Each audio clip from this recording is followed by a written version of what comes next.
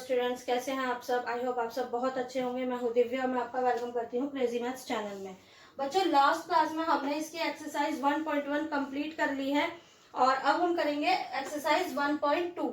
आपको बच्चों पता होगा, जब हमने एक प्लस और माइनस वाले कुछ रूल्स किए थे कि इसे प्लस करते हैं, इसे माइनस करते हैं, माइनस माइनस प्लस होता है, प्लस माइनस माइनस होता है, या अगर एक नंबर प्लस का है जैसे +4 -2, तो हम इसे क्या करेंगे, माइनस प्लस माइनस करेंगे और साइन कौन सा आएगा, जो नंबर बड़ा होगा। इस तरह के टॉपिक की हमने क्लास की थी, आप उस क्लास को जरूर देखिएगा, क्योंकि ये जो आज हम एक्सरसाइज 1.2 का क्वेश्चन नंबर 1 करने जा रहे हैं, ये बिल्कुल उसी से ही रिलेटेड है। अगर वो आपको बहुत अच्छे से आती होगी तो आपको इन क्वेश्चंस को करने में थोड़ी सी भी प्रॉब्लम नहीं होगी।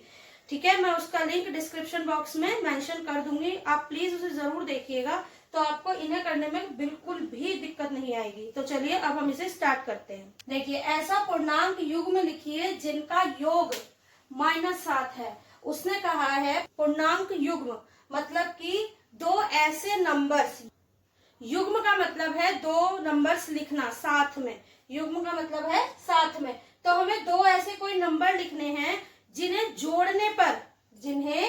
जोड़ने पर योग करने पर -7 आए। अब देखिए, करना तो प्लस है लेकिन आंसर क्या आना चाहिए, माइनस आना चाहिए। सबसे पहले हम देखते हैं, अगर ये माइनस ना हो, खाली 7 हो, तो हम क्या करेंगे। अगर खाली 7 होगा तो हम क्या कहेंगे, 3 और 4 को जोड़ दो, 7 आ जाएगा। ठीक है ना, या फिर 2 और 5 को जोड़ दो, तब भी 7 आ जाएगा। ठीक है,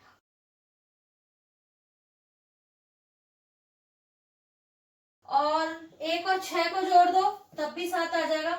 मतलब ये युग्म 3 और 4, 5 और 2, 1 और 6, इन तीनों युग्मों को अगर हम ऐड करते हैं तो हमें क्या मिलेगा, 7 ही मिलेगा।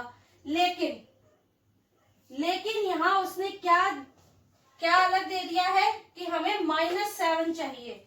अब माइनस की स्थिति, कोई भी नंबर माइनस में कब आता है कि हम उन्हें कर तो प्लस रहे हैं लेकिन उसका जो आंसर आएगा वो माइनस आएगा।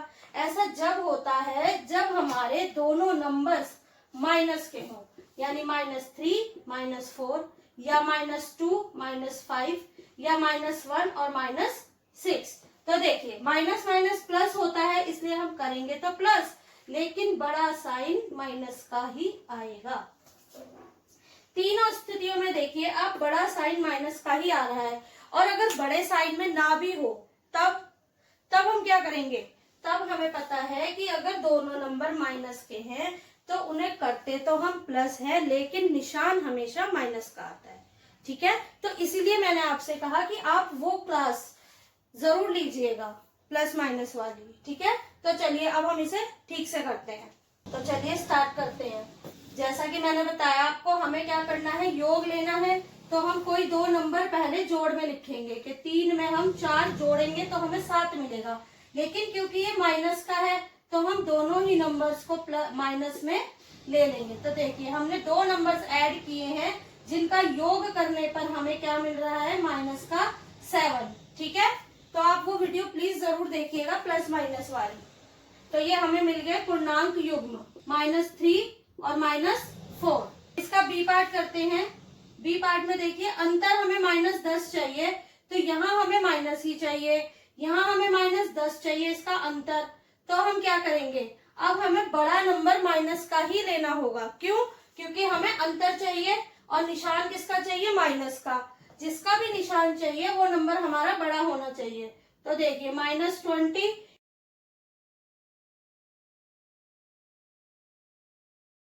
इसमें से अगर हम -10 को माइनस करेंगे, -20 में से -10 को माइनस करेंगे तो हमें क्या मिलेगा, माइनस का 10। देखिए, -20 माइनस माइनस प्लस होता है, ये 10 आ गया।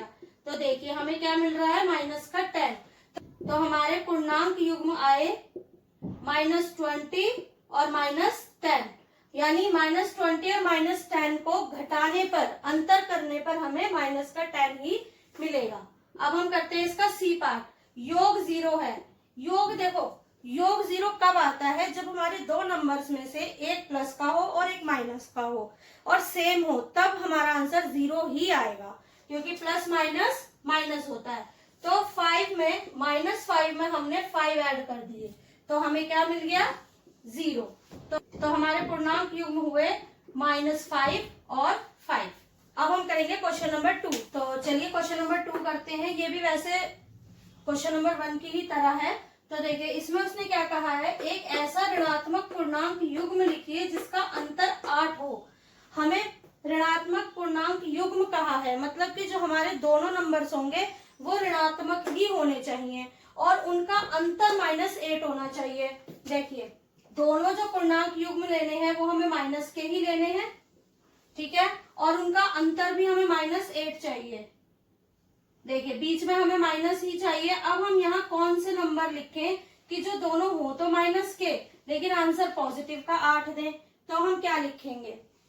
देखिए 4 और 12, 12 और 4 को घटाने से हमें 8 मिलेगा। अब क्योंकि ये 8 हमें प्लस का चाहिए, इसलिए जो बड़ा नंबर होगा उसे हम प्लस का ही बनाएंगे, इसीलिए हमने 12 को पीछे माइनस के साथ लिखा है। तो देखिए -4 माइनस माइनस प्लस 12, तो हमें क्या मिल जाएगा? 8 होगा। तो ये माइनस, क्योंकि प्लस माइनस माइनस होता है, प्लस माइनस माइनस होता है, लेकिन बड़ी संख्या प्लस की है इसीलिए 8 आएगा। तो देखिए इसमें हमने देखिए क्या किया, हमें पता था कि हमें प्लस का 8 चाहिए, इसीलिए हमने यहाँ पे -12 लिया और बाहर अंतर चाहिए था, इसलिए माइनस माइनस प्लस हो गया, ठीक है। अगर यही 8 हमें माइनस का चाहिए होता तो हम 12 को आगे लिख देते ताकि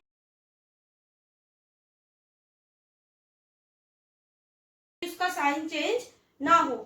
तो अब हमारा ये क्वेश्चन नंबर 2 का पहला पार्ट हो गया है। अब हम इसका दूसरा पार्ट देखते हैं। एक ऋणात्मक पूर्णांक चाहिए और एक धनात्मक, और उनका योग -5 होना चाहिए।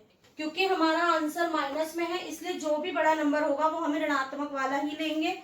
तो हमें आंसर में जो साइन चाहिए वही नंबर हमारा बड़ा होना चाहिए, इसलिए हमने ऋणात्मक बड़ा लिया है और धनात्मक छोटा लिया है।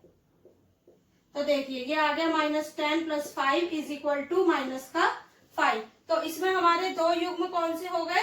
-10 और 5। पूर्णांक युग्म हो गए हमारे -4 और -12। इसके पूर्णांक युग्म हो गए -10 और 5। अब तीसरा देखिए, एक ऋणात्मक पूर्णांक चाहिए और एक धनात्मक जिनका अंतर -3 हो। अब यहाँ पर भी हमें आंसर किस में चाहिए? माइनस में चाहिए। तो जो भी हम बड़ा नंबर लेंगे वो माइनस का ही लेंगे और इनका अंतर करना है और छोटा नंबर हम प्लस का लेंगे। तो अब बताइए किन दो नंबर्स का अंतर करने पे हमें -3 मिल सकता है? 2 और 1 ले लेते हैं।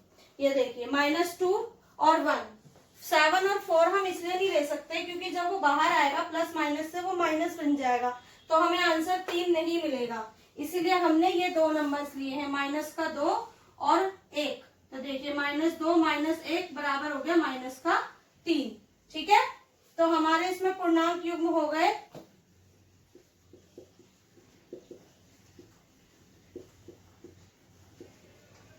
-2 और 1। बड़ा नंबर माइनस इसलिए लिया है क्योंकि हमें आंसर माइनस में ही चाहिए।